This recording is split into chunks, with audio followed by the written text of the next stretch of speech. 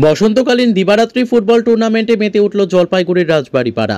জলপাইগুড়ির Rajbaripara sporting and cultural ক্লাবের উদ্যোগে দিবারাত্রি ফুটবল অনুষ্ঠিত হল মঙ্গলবার রাজবাড়িপাড়ার বটতলার খেলার ময়দানে।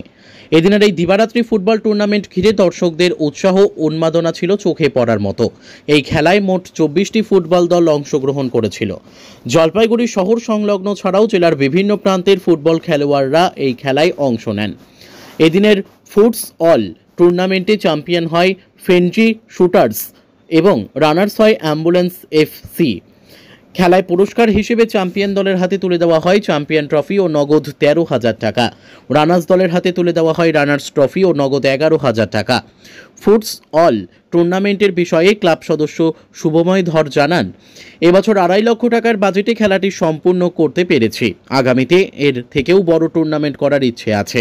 তিনি আরও জানান, খেলায় man of the tournament, man of the series, final man of the match, top scorer, fair play award, best defender সহ আরও অন্যান্য পুরস্কারও দেওয়া হয়েছে। কি নাম তোমার? আমার নাম শুভময় ধর। আচ্ছা, কোন ক্লাবের উদ্যোগে কি খেলা হলো? এটা রাজবাড়িপাড়া স্পোর্টিং অ্যান্ড কালচারাল ক্লাবের উদ্যোগে বটতলায় আমরা ফুটসল টুর্নামেন্ট ছাড়ি। এটা কদিন ব্যাপী খেলা? এটা দিবারাত্রি খেলা হয়, ডে নাইট ফুটসল টুর্নামেন্ট। 24টা টিমের খেলা হয়। আর হচ্ছে আমরা বটতলা থেকে এটা ছাড়ি। এটা সিজন 5 মানে 5 নাম্বার বার এবার আমরা টুর্নামেন্টে ছাড়ছি। কোন কোন টিম অংশগ্রহণ করলো বা জয়ী কারা কারা হলো একটু বলবেন? আচ্ছা, আমাদের হচ্ছে 24টা টিম টোটাল এখানে পার্টিসিপেট করে আর কি। গরুবাথান থেকে, কুচবিহার থেকে এবং শিলিগুড়ি থেকেও টিম আসে এবং জলপাইগুড়ি থেকেও অনেক টিম হয় আর কি। আমাদের এই বছরে বটতলা ফুটসল সিজন 5-এর চ্যাম্পিয়ন টিম হচ্ছে ফ্রেঞ্জি শুটার্স, আর রানার্স টিম হচ্ছে অ্যাম্বুলেন্স এফসি।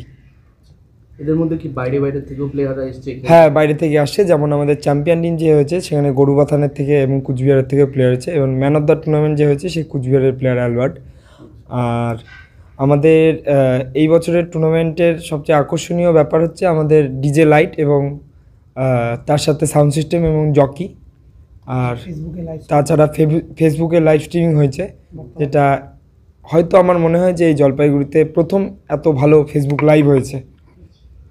মানে জয়ীদের কিভাবে কি পুরস্কার দেওয়া হলো, কি ছিল তাদের জন্য? আমাদের প্রাইজ ডিস্ট্রিবিউশন হচ্ছে 13,000 টাকা চ্যাম্পিয়ন ছিল এবং রানার্স ছিল 11,000 উইথ চ্যাম্পিয়ন ট্রফি এবং রানার্স ট্রফি, এবং ইন্ডিভিজুয়াল ট্রফি দেওয়া হয়েছে, যেমন man of the tournament, man of the series, final man of the match, top scorer, fair play award, best defender, আরও মোস্ট অ্যামেজিং প্লেয়ার, এরকম individual অনেক তরফে, এবং প্রতিটা ম্যাচে ম্যান অফ দ্য ম্যাচ দেওয়া হয়েছে।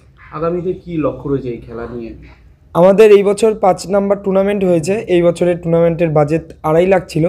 আমরা চেষ্টা করছি যে পরের বছর এর থেকেও বড় টুর্নামেন্ট নামানোর চেষ্টা হচ্ছে আর কি। তার জন্য গোটা জলপাইগুড়িবাসী এবং ফুটবল প্রেমীদের আমার কাছে বিনীত অনুরোধ, আমার তরফ থেকে, বটতলার সব মেম্বারদের তরফ থেকে এবং রাজবাড়ি ক্লাবের মেম্বারদের তরফ থেকে আমার বিনীত অনুরোধ, আপনারা যদি সবাই সহযোগিতা করেন তাহলে অবশ্যই আমরা এর থেকে বড় টুর্নামেন্ট নামাবো। Thank you.